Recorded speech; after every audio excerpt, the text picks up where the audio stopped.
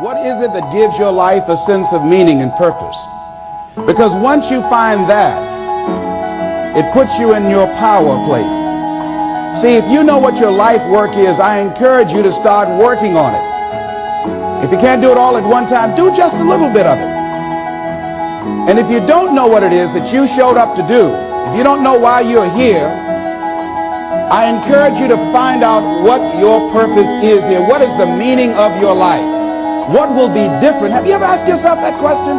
I've done that. I remember coming from a friend of mine's funeral, and I was reflecting on how much time I had left.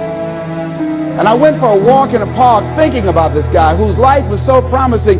And I mean, he wasn't an old guy. He was quite young, in fact. And I thought about all of the things that he said he was going to do, and he never got a chance to do those things.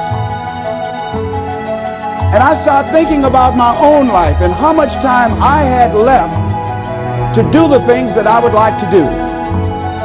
And at that time, I wasn't sure what my life purpose was, what my life's work was. I wasn't sure about it at that time. And I thought about it quite a lot. I had some idea, but I wasn't convinced, and I don't think I felt worthy. I didn't believe that it could be me to do this kind of work that I'm doing right now. And I say to you that if you begin to take a conscious effort to find out what it is that you're supposed to do, I say that it can literally save your life. I said that it can literally save your life. 85% of the American public, according to recent studies, are going to jobs that they hate, working on jobs that do not challenge them. They get sick thinking about going. Because see, when you go to a job and you already know how far you can go, you can already see that proverbial glass ceiling. See, when you're going someplace and you already know how much you're going to make, you already know how far you can go, you're in a dead-end position. It erodes your self-esteem. It lowers your sense of yourself. It creates an inner turmoil. It creates an emptiness in you. So I say that your life is worth finding what it is that you're supposed to do. And I'm not saying quit your job. I'm saying find it and do just a little bit of it. Just start working at it just a little bit, but do find out what your work is and hold on to it, and don't let your dream go. Don't let it go. See, and here's something else I want you to begin to look at. Why is it that most people don't pursue their dreams or don't do better than what they're doing if they're capable of doing it? I think that many of us don't go the next step because we don't know what to do yet. And I say that the reason that we don't even explore the possibility of what to do is because subconsciously we don't believe that it can happen for us, and we don't believe that we deserve it. So here's what I'm suggesting. How much time do you spend working on you?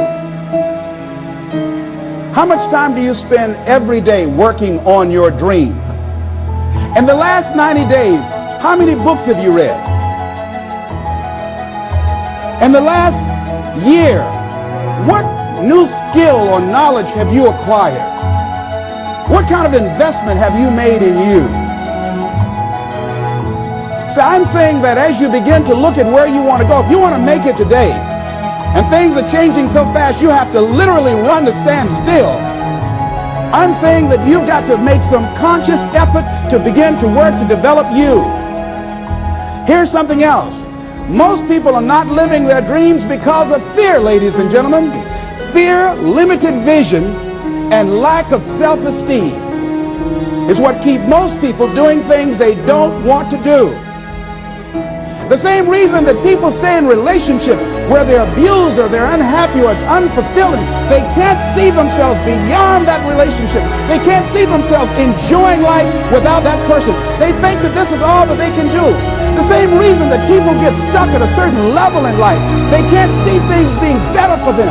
And they think that this is it and this is all they deserve. This is all they've ever seen. It's been passed on to them. And they think that this is it for them. Oh no. I was looking with Dr. Blanton Smiley Blanton, who is a colleague of Dr. Norman Vincent Peale, what he said about fear. He said, fear is the most subtle and destructive of all human diseases. Ladies and gentlemen, fear kills dreams. Fear kills hope. Fear put people in the hospital. Fear can age you.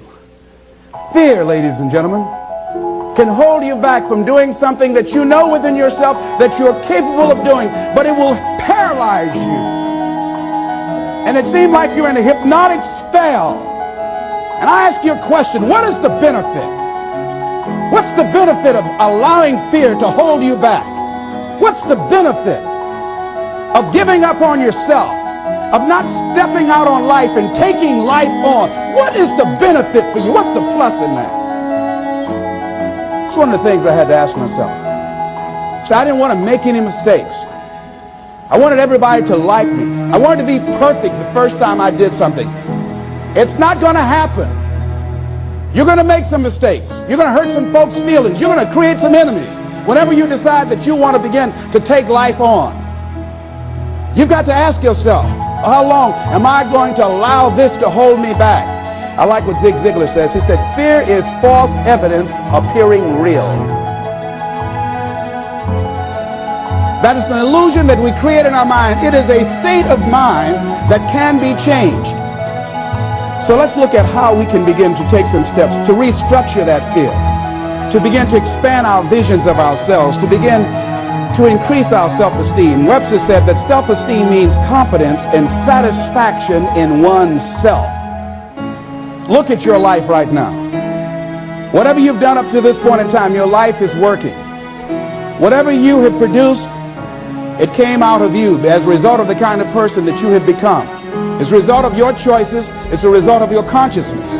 Now you have to ask yourself, are you satisfied with what you have produced? Is this what you want? Would you like for things to be better than this? Do you believe that you deserve better than this? Or are you content? This is it. You don't have to do anything else. That you already resign yourself in life. You say, well, I'm happy. I'm not starving like the people in Calcutta. Are you allowing yourself to get off the hook like that? Or do you believe somewhere in the back of your mind or in your heart that there's some other great work for you to do? There's something else that life has for you. And that's why you're here. How do we handle this fear factor? How do we increase our self-esteem? You have to begin to fortify yourself. How do we do that? I believe that you have to begin to consciously monitor your inner conversation and start talking to yourself. Start building yourself up. Sometimes the only good things you will hear about you are the things that you say to you. So I'm saying learn to be your own booster. Start building yourself up. Start encouraging yourself. Start saying, I can do this. I can make this happen. When I started thinking about becoming a speaker, I said, yes, I can do this. I can make this happen. When I start trying to convince myself I can be a businessman after flopping and failing and losing thousands of dollars and feeling stupid and dumb and having people take advantage of me because of what I didn't know, I had to talk to myself because people were saying to me that I was dumb. And somewhere in the back of my mind, I was saying, you're right. Look at what I've done. I had to say, no, Les. Hey, come on, man. Get yourself together. You can handle this. You just haven't figured it out yet. It's all right. This is your training period. This is the tuition you have to pay for what you don't know. You can do this. Other people have done it. It doesn't take an Einstein. Get you some people that can teach you some stuff that you don't know. Get you some people that have done it successfully and learn from them. Take some seminars, workshops, read some books on how to manage a business. Change the way you see yourself and begin to tend to the personal details. Understand that nobody's going to take care of your business better than you.